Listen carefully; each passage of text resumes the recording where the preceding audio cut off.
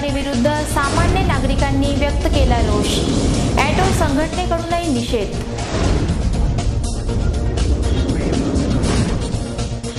शरद क्रीडा प्रतिष्ठानच्या महाकरंडक भजन व अभंग स्पर्धेचे थाटात उद्घाटन। स्पर्धेला बालगोपालांचा उत्स्फूर्त प्रतिसाद।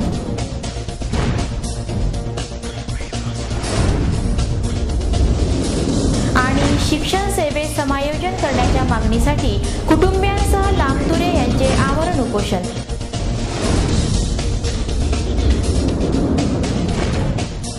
नमस्कार, लाईव्ह चंद्रपूर बातमीपत्रात आपलं स्वागत। आता सविस्तर बातम्या। सर्वसामान्य नागरिकांना महागाईचे चटके देण्याचे सत्र केंद्र सरकारने सुरूच ठेवले असल्याचे पेट्रोल दरवाढीवरून स्पष्ट होत आहे। एकीकडे आपल्या कर्मचाऱ्यांना वाढीव महागाई भत्ता जाहीर करताना पेट्रोलच्या किमतीतही प्रति लिटर मागे 3.14 रुपयांनी पेट्रोल वाढ जाहीर केली आहे।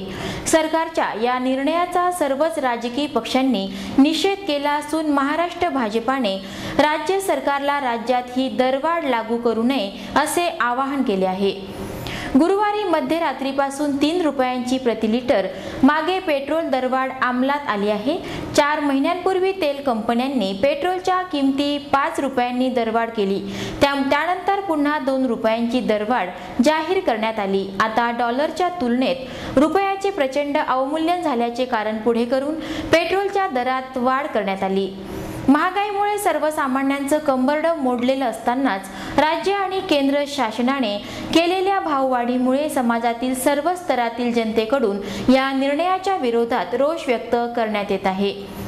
लाईव्ह चंद्रपूरच्या चमूने या दरवाढी संदर्भात शुक्रवारी सर्वसामान्य जनतेची प्रतिक्रिया जाणून घेण्याचा प्रयत्न केला असता त्यांनी शासनाच्या या धोरणांविरुद्ध तीव्र रोष व्यक्त केला। एवढी जे महागाई वाढवत आहे त्याच्यानुसार जे पेट्रोलचे भाव वाढत आहे, पण महागाईनुसार तुम्ही का नाही कर्मचाऱ्याला किंवा याचा इफेक्ट जे आहे ना बाकीचे जे कर्मचारी नाही आहे, जे कास्तकार बंधू आहे त्यांच्यावर इफेक्ट होऊन राहिला नाही। आता जो पेट्रोलचा खर्च त्याच्यानुसार त्यांना भाव किंवा ह्या गोष्टी होत नाही राहिल्या। ह्या गोष्टी तर परिणाम होणारच आहे महागाईला। पेट्रोल आता काय 1 लिटर टाकत होतो, आता 10 न 20 रुपयाचा टाकायला लागतो। सामान्य माणसाचं जगणं कठीण झालेलं आहे। भाव वाढले, आम्हाला परवडत नाही, काही सपोर्ट भेटत नाही, कुठून काही रोजी निघत नाही, जगणं कठीण झालं आमचं। कसं जगायचं आता? माणसाच्या जीवनावर खूप मोठा परिणाम पडणार आहे, कारण ज्यांना डबल पगार आहे, जे 2 नंबरची कमाई करतात त्यांना काही याचा फरक पडत नाही, परंतु जे जनरली रोजंदारी लोक आहे, 50 रुपये रोज झाले, 100 रुपये रोज झाले, हे साधं जेवण एक वेळचं जेवण मुश्किल झालेलं आहे। पेट्रोल वाढीमुळे सर्वात मोठा त्रास यांना होणार आहे। आणि ही भ्रष्टाचारीमुळे एवढी महागाई वाढलेली आहे की सर्वात जास्त परिणाम हा सामान्य जनतेवर पडणार आहे। केंद्रातली सरकार 1 नंबरची हरामखोर सरकार आहे, त्याच्यामुळे याच्यात कर्मचाऱ्याचं जास्त नुकसान नाही, कारण त्यांना 6-6 महिन्यांनी डीए वाढते, पण सामान्य माणूस जो आहे ज्याला 6-6 महिन्यात काही भेटत नाही त्याच्यावर सर्वात जास्त त्याचा परिणाम होणार। पेट्रोलच्या दरात केंद्र शासनाने जाचक दरवाढ करून ऑटो रिक्षा चालकांच्या फाटक्या खिशाला हात घातला आहे। कर्ज घेऊन ऑटो रिक्षा विकत घेऊन आपल्या कुटुंबाचा उदरनिर्वाह करणारा ऑटो रिक्षा चालक वाढत्या महागाईमुळे आधीच त्रस्त झाला आहे। जीवनावश्यक वस्तूंचे भाव आभाळाला भिडलेले आहेत। अत्यल्प मजुरीत कुटुंबाची गुजराण करणे ऑटो रिक्षा चालकाला कठीण झालं आहे। अशा परिस्थितीत पेट्रोलच्या दरात 3 रुपयांनी वाढ करून केंद्र शासनाने ऑटो रिक्षा चालकांच्या आर्थिक संकटात भर घातली आहे। त्यामुळे ऑटो रिक्षा चालकांतर्फे केंद्र शासनाचा निषेध नोंदवला। महाराष्ट्र ऑटो चालक मालक असोसिएशनचे अध्यक्ष राजेंद्र खांडेकर, सचिव अशोक मोगरे, उपाध्यक्ष जहीर शेख, मुझफ्फर खान, दिलीप कलवडे, सुधाकर सरोदे, जाकीर शेख, इस्राईल शेख, कुंदन रायपुरे, आमीन शेख, जानी शेख, रमेश दडमल, सुरेश लाखे, मारुती लांडे, संजय सुरतीकर, भास्कर इटनकर, राजकुमार गोगा, प्रकाश आगलावे, दादाजी चिद्दलवार, बाळू उपलंचीवार, पांडुरंग देवतळे, सुनील राचलवार, अब्बासभाई, बबलू एल्गार, विकास शेंडे, संजय गायकवाड, चंदू एरणे, अफजल खान, कलीमभाई, शेख मुश्रीफ, प्रकाश चहारे, राजू मोहुर्ले, अरविंद वघारे, मनोज जिडेवार, ऑटो संघटनेचे उपाध्यक्ष मुझफ्फर खान यांनी शासनाचा निषेध व्यक्त केला आहे। या संदर्भात लाईव्ह चंद्रपूर जवळ राजेंद्र खांडेकर यांनी शासनाविरोधात रोष व्यक्त केला। केंद्र सरकारने पेट्रोल भरती भाववाढ केल्यामुळे ऑटो चालक मालक संघटनेतर्फे आम्ही निषेध व्यक्त करत आहोत। केंद्र सरकारने या 2 वर्षामध्ये 10 वेळा भाववाढ करून ऑटो चालकांचे कंबरडे मोडणारा निर्णय हा केलेला आहे। हा निर्णय त्वरित मागे घ्यावा व ऑटो चालकांना पेट्रोलवर सबसिडी द्यावी ही मागणी महाराष्ट्र ऑटो चालक मालक संघटनेतर्फे आम्ही करण्यात येत आहोत। शरद क्रीडा व सांस्कृतिक प्रतिष्ठानच्या वतीने आयोजित राज्यस्तरीय महाकरंडक अभंग व भजन स्पर्धेची चंद्रपूर विभागीय फेरीचे उद्घाटन शुक्रवारी 16 सप्टेंबरला करण्यात आले। स्थानिक प्रियदर्शिनी इंदिरा गांधी सांस्कृतिक सभागृहात 16 ते 18 सप्टेंबर पर्यंत सुरू असणाऱ्या या स्पर्धेत स्त्री भ्रूण हत्या रोखणे तसंच महाराष्ट्राच्या संत परंपरेतील एखाद्या संताचे अभंग गायन असा या स्पर्धेचा विषय आहे। या स्पर्धेत 30 बालगट तर 60 खुल्या गटांचा सहभाग आहे। या कार्यक्रमाविषयी शरद क्रीडा व सांस्कृतिक प्रतिष्ठानचे विभाग प्रमुख जगदीश जुनगरी यांनी लाईव्ह चंद्रपूरला अधिक माहिती दिली। राज्यस्तरीय जी अभंग स्पर्धा आहे महाकरंडक, या स्पर्धेच्या माध्यमातून चंद्रपूर विभागीय फेरी आहे आणि या चंद्रपूर विभागीय फेरीमध्ये चंद्रपूर, गडचांदूर, चंद्रपूर, गडचिरोली, गोंदिया आणि भंडारा या 4 जिल्ह्याचा या स्पर्धेमध्ये समावेश असून या स्पर्धेमध्ये दरवर्षी पहिल्या वर्षी आम्ही एड्सवर जनजागृती करण्याचा प्रयत्न केला आहे। उत्स्फूर्त आम्हाला प्रतिसाद मिळाला आणि यावर्षीसुद्धा आम्ही स्त्री भ्रूण हत्या हा विषय घेऊन यावर्षीसुद्धा आम्हाला अतिशय चांगला प्रतिसाद मिळाला। जवळजवळ बालगटामध्ये आम्हाला 32 गट संघ मिळाले। एवढंच नव्हे तर या ठिकाणी आम्ही महाकरंडक म्हणून आनंदीबाई जोशी या प्रथम महिला डॉक्टर आहेत, त्यांच्या माध्यमातून आम्ही देतोय, त्यांच्या नावाने देतोय। आणि दुसरा जो गट आहे महाकरंडक आहे आदरणीय सावित्रीबाई फुले जी आहे, पहिली शिक्षिका आहे, महिला शिक्षिका, त्यांच्या नावाने देतोय। या स्पर्धेत पहिल्याच दिवशी जिल्ह्यातील बाल कलावंतांनी उत्स्फूर्त सहभाग नोंदवून सुरेल भक्तिपूर्ण भजन आणि अभंग सादर केले। लाईव्ह चंद्रपूरच्या प्रेक्षकांसाठी सादर आहे या कार्यक्रमाची एक झलक।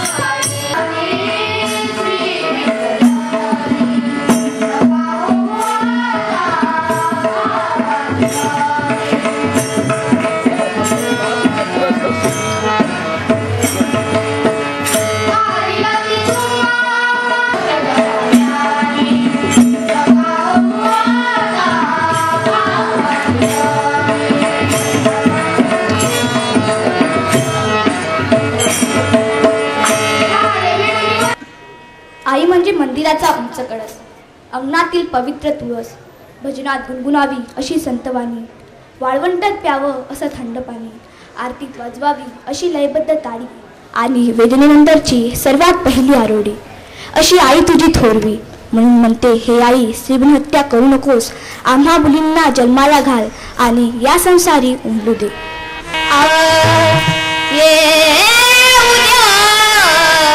जन्म मुलींना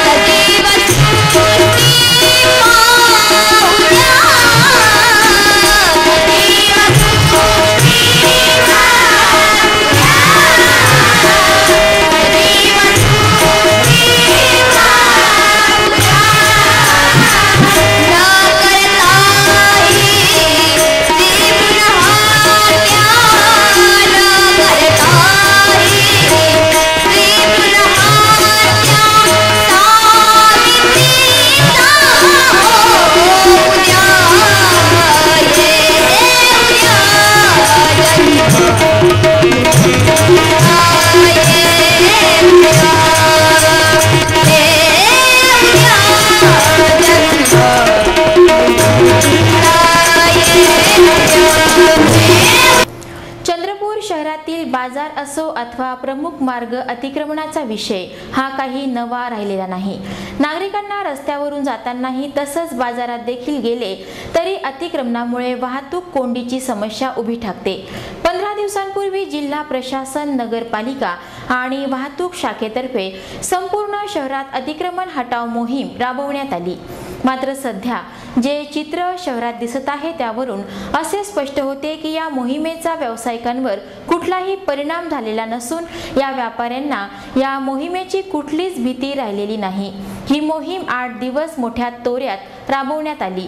मात्र त्यानंतर आता या अतिक्रमणाकडे कुणीही ढुंकून पाहायला तयार नाही।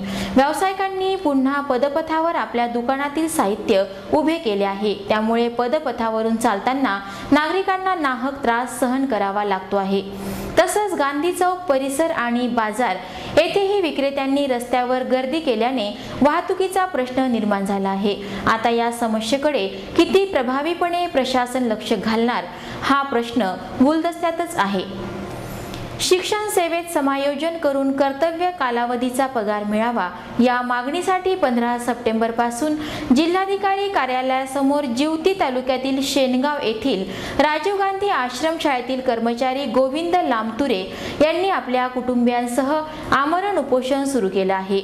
लामतुरे हे 1996 पासून सदर शाळेत कार्यरत होते। दरम्यान 2004 साली संस्था चालक आणि अधिकाऱ्यांनी जातीय द्वेषपूर्ण भावनेतून त्यांना सेवेतून कमी केले असल्याचा त्यांचा आरोप आहे।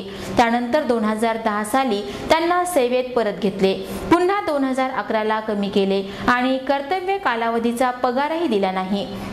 अतिरिक्त शिक्षणाच्या समायोजनाची तरतूद असतानाही त्यांना सेवेत न घेतल्याने त्यांनी आता आमरण उपोषणाचा मार्ग पत्करला आहे। दरम्यान या संदर्भात जोपर्यंत शासन मागणी पूर्ण करत नाही तोपर्यंत उपोषण सुरूच ठेवण्याचा निर्धार गोविंद लामतुरे यांनी लाईव्ह चंद्रपूरशी बोलताना व्यक्त केला। तसेच मागील वर्षी केलेल्या कामाचा मोबदला मला आजपर्यंत मिळालेला नाही। तो पगार मला त्वरित देण्यात यावा यासाठी मी कालपासून ते आमरण उपोषणासाठी बसलेलो आहे। परंतु 2 दिवस होत आहे तरी कोणीही अधिकारी आणखी माझ्याकडे चौकशी करायला सुद्धा आलेला नाही। तरी माझं त्वरित समायोजन करावं आणि मागील पगार देण्यात यावा ही माझी विनंती आहे।